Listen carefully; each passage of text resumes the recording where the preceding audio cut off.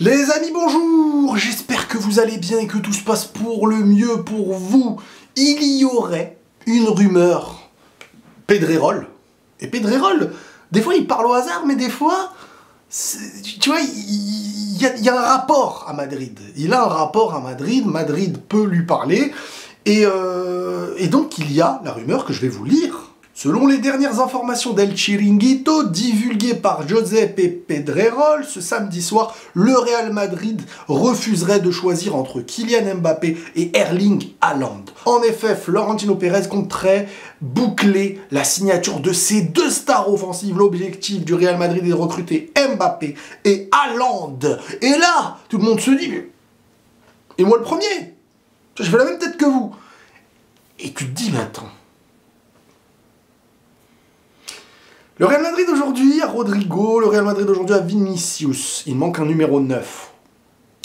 Et si tu veux vraiment mettre un ailier droit titulaire, il faut qu'il soit meilleur que Rodrigo, même si en ce moment ça va pas être très difficile, mais est-ce que sur du long terme, Rodrigo restera comme ça ou pas? Mais tu te dis qu'à gauche, la place est prise déjà. Et déjà, le sujet Mbappé au Real pose beaucoup de questions selon les gens. Parce que Mbappé, pas vraiment un neuf, habitué à jouer à gauche, etc. J'ai déjà abordé le sujet, on y reviendra si vous voulez, lors du Mbaflix saison 3. Mais pour l'instant, tu te dis, Mbappé, bon, un seul, voilà, Mbappé, Haaland. Mais là, t'apprends des rumeurs qui diraient les deux. Et tu te dis, bon, imaginons les deux, ça se fait. Là, on va dans une théorie très très folle. Haaland irait en pointe, parce qu'Haaland ne peut ni jouer à gauche ni jouer à droite. Mbappé, il irait où? Et le seul poste qui reste, c'est à droite. Et à gauche, tu peux pas mettre Vinicius à droite non plus. Mbappé a déjà joué à droite, mais Mbappé ne sera pas un joueur de côté à droite, à la Dembélé, à faire des efforts défensifs. Mbappé, c'est le point offensif numéro 1, normalement, quand tu le ramènes dans ton équipe. Sinon, c'est un petit peu compliqué. Donc tu le fais jouer soit à gauche de préférence, on est d'accord, au présent en tout cas, soit, moi, ce que je vous ai évoqué, c'est que s'il vient à Madrid, il sera numéro 9. Maintenant, ça tournera, peut-être qu'ils seront à 2, peut-être que... vous voyez, on a vu un petit peu comment ça se passe là actuellement, avec deux numéro 9. Enfin, numéro 9, deux ailiers qui jouent librement en attaque, quoi. Avec Rodrigo et Vinicius. Je suis pas fan de ça, mais si c'est un Mbappé qui t'assure un nombre de buts, bah, à un moment donné, tu sais que le gars peut jouer et marquer beaucoup de buts. Maintenant, est-ce que lui voudra? Et s'il veut pas, bah, est-ce qu'il viendra? Et s'il veut, et s'il vient pas, il y a peut-être Haaland. Mais les deux, c'est pas possible. Donc, bien entendu, il y a Tonton Rilou. Tonton Rilou, avec son CV de Riles d'Or, ouais, je le balade avec moi, et je me suis renseigné à Madrid. Je me suis renseigné à Madrid. Et ce qui revient de Madrid, c'est que non, c'est pas les deux. C'est Mbappé.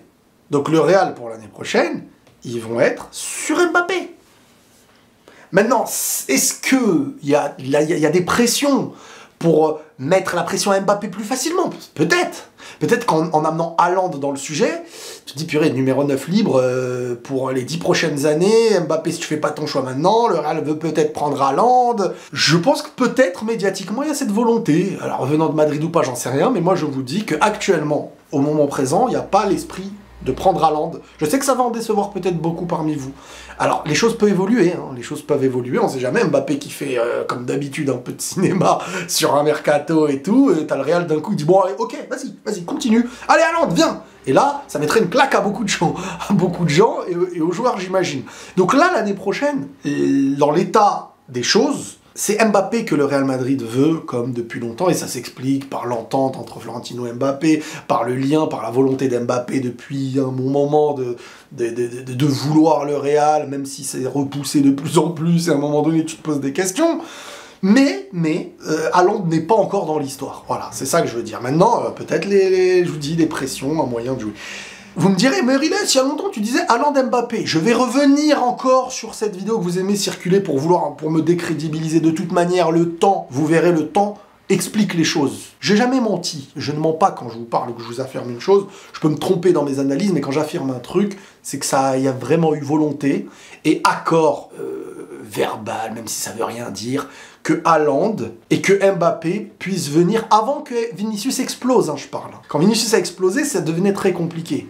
Mais il y avait Benzema, il n'y avait pas encore l'explosion de Vinicius, donc il y avait possibilité de mettre Mbappé à gauche. Et la question qui se posait, c'était que Haaland vienne Et ça y est, commence à devancer un Benzema, mais un Benzema qui a explosé en fin de carrière et qui a offert son prime pour ses derniers instants. Maintenant, on ne sait pas comment ça serait passé, mais il y avait Florentino Pérez qui avait parlé à Haaland pour le faire. Haaland avait donné un accord et Mbappé était conscient que Haaland pouvait venir au Real Madrid et qu'il jouerait et qu'il tournerait autour de lui. Ça, c'est des choses, mais qui ne sortiront peut-être jamais en vrai. Mais moi, si je vous le dis, je suis pas un menteur. Cette chose-là, je la confirme. Alors, là où j'ai eu tort, c'est qu'au lieu de vous dire... Parce qu'en fait, à l'époque, je voulais pas faire comme certains... ouais, je suis au courant que, je veux que, et blablabla, et blablabla. Moi, en fait, j'ai toujours voulu, et surtout avant, maintenant, voilà, je vous le dis, quand ça vient de Madrid, quand ça vient... Mais des fois, je le dirai pas aussi, parce que ça sert à rien, en fait. J'ai toujours fait passer les choses sous le coup de l'analyse. Quand, des fois, j'avais une info, j'avais des choses, mais c'était clair et net. Je veux dire, j'avais des preuves et tout, c'était pas de la blague. Mais dans mes vidéos, je disais, allez, l'année prochaine, vous verrez. Et là, j'ai fait un peu l'idiot. Voilà, je manquais d'expérience, les gars. Premier combat de boxe à la Ngannou. Ah ouais, sauf que Ngannou, lui, il gagne. Enfin, il est censé gagner. C'est pas pareil que moi. Ngannou, c'est Thanos. Mais je veux dire que moi, là où j'ai manqué d'expérience, c'est j'affirme. Parce que j'ai lancé un pari. Je voulais jouer. Je pensais pas que ces trucs me retourneraient à la tronche. Je pensais que voilà. J'ai lancé les paris. J'ai dit, allez, les gars, l'année prochaine, Mbappé, Haaland. Mais sur le moment où je vous dis ça, Mbappé est conscient qu'il y a de fortes chances qu'il vienne à Madrid. Et il y a de fortes chances qu'il joue avec Haaland. Parce que les deux étaient au courant à ce moment-là. Mais le foot, la vérité d'un jour n'est jamais la vérité d'un autre jour tant qu'il n'y a pas de signature.